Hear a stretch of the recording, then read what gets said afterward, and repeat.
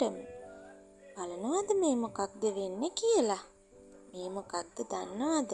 අපේ පුංචි යාළුවෝ ටික සිල් අරගෙන පුංචි උපාසක උපාසිකාවෝ ටික. පේනව නේද?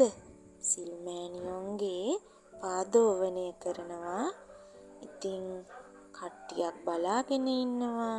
ඔන්න පේනව නේද? ඉතින් සිල් මෑණියන්ගේ පාදෝවණය කරන්නේ දුවලානේ. ඔන්න ඉතින් බලන්නකෝ පුංචිත්තෝ ටික අපේ පුතාගේ යාළුවන්ගේ පළමුවෙනි සිල් සමාදන් වීම. ඉතින් මට ගොඩාක් වීඩියෝ නම් ගන්න බැරි වුණා. මේගොල්ලොන්ගේ ලස්සන දැක්කම මට ඒගොල්ලෝ තනියම ෆොටෝ ගන්නත් අමතක වෙලා ගියා. ඇත්තටම මම ගිය වෙලේ ඉඳලා මේගොල්ලොන්ගේ මේ ලස්සන තමයි බලා හිටියේ.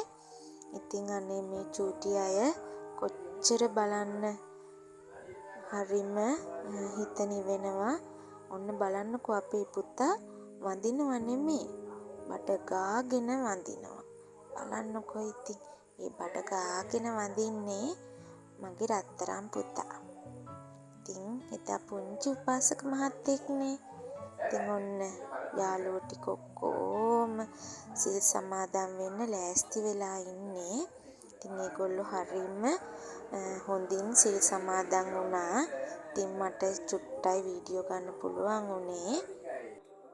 මේ ඉතින් අපි වෙසක් පොහොය දවසේ අපි ගියා මහියංගනේ රජමහා විහාරයට. ඉතින් අපි එදා හරිම නිදහසේ බුදුන් වැඳගත්තා. ඉතින් ලොකුවට වීඩියෝ කරගත්තේ නැහැ. ඉතින් දන්සැල් එහෙමනම් හවසනේ පටන් ගන්නෙ.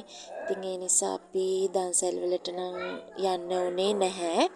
අපි හැබැයි බස් එකෙන් ඇවිල්ලා බහිනකොටම අපිට දන්සැලක් බත් දන්සැලක් හම්බ වුණා. එකෙන් බත් පාර්සල් ලැබුණා. ඉතින් මහියංගනේ රජමහා විහාරයේ වැඳලා අපි විල්ලුව වැවේ බුදු පිළිම වහන්සේ වන්දනා කළා. ඉතින් එදා හරිම පින්වන්ත දවසක්.